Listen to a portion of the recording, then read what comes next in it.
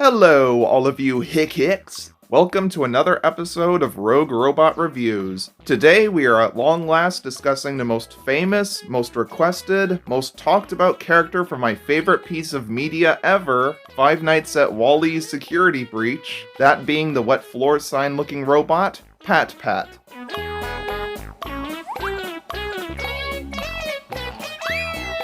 Who is Pat Pat, you may be stupidly asking? Well, if I may provide the answer for you, you big dumb goober. Pat Pat is a robot created by the corporation By and Large, who acts basically like a wet floor sign throughout all of the Mega Pizzaplex.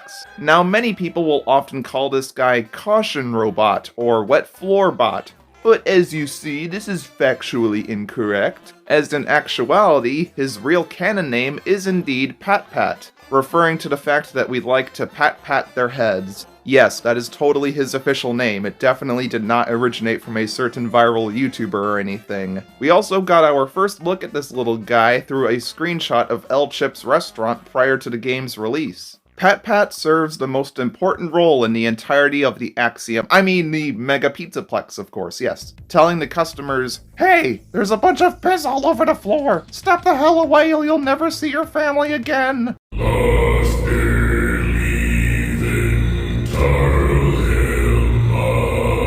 Warning them of wet surfaces, preventing them from slipping and falling and cracking their heads open. Now, it's unknown if they actually help to clean up the wet mess on the ground themselves, using some kind of mechanism underneath their base, like a marketable Roomba,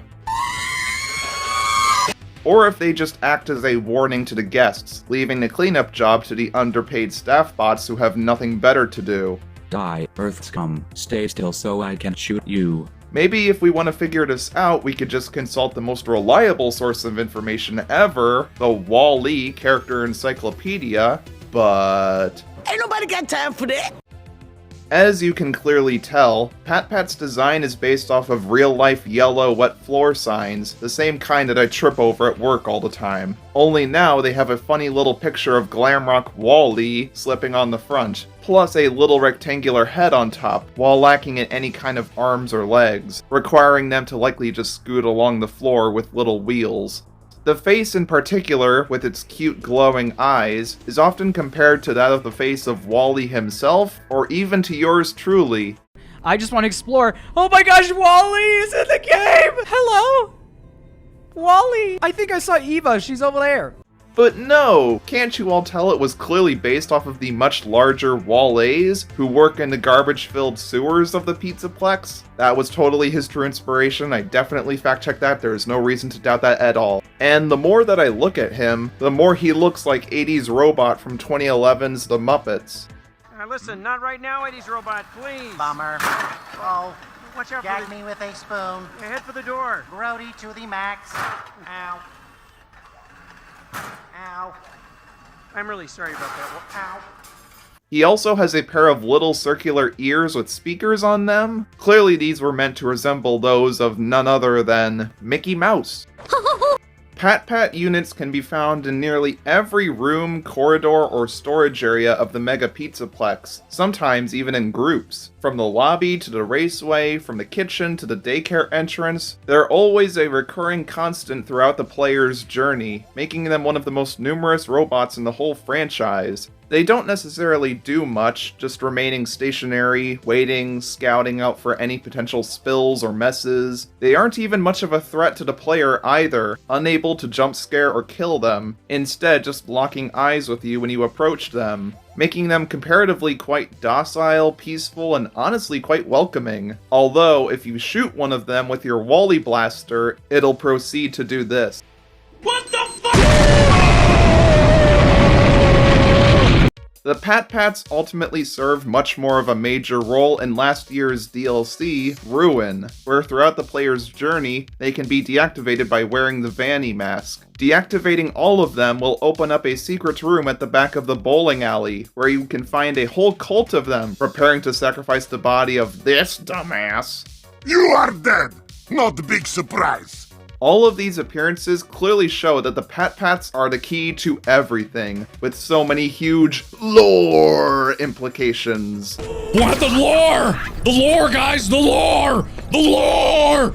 They are by far the most important character in the history of this entire franchise. Move over, Wally, Fazbear, or Auto Trap. You've all got nothing on these little fellas. Heck, you could even paint one of them in VR Help Wanted 2. Now isn't that cool? And any character of such high importance obviously demands to have some kind of merchandise made around them. Thankfully, U2's, some pathetic company that I've never heard of before that'll probably never make it big, have released their own figure of Pat Pat. But as you can clearly tell, the quality of it is piss poor. The colors, proportions, and expression are all super off. How could they dare betray the sanctity of our beloved Pat Pat with this garbage imitation? Absolutely wretched. Pat Pat was also included in some Valentine's Day cards. Not that it matters to me, of course, because I'm not at all interested in finding the love of my life.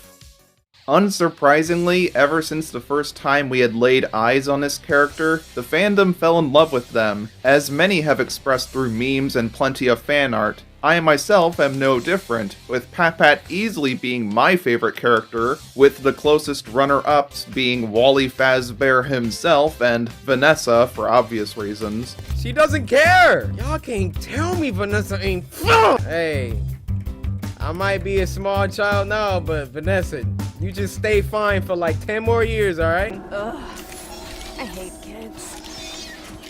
You ain't gonna hate them when we And now that we've gone over Pat Pat's design, their history, their super deep complex personality, and their vital role to the overarching story of Five Nights at Wally's, you should by now hopefully understand why they're clearly everybody's favorite character, and why anyone who dares to not have them as their favorite character or thinks the slightest bit differently from the rest of us should go sit in the corner of shame. The Pat Pats are adorable, polite, and super inspiring, while also not being the least bit frightening, unless you happen to be a redneck duck. I hope you all managed to learn something new from this video, but if you did not, well, go have a bath with Mr. Hippo. Very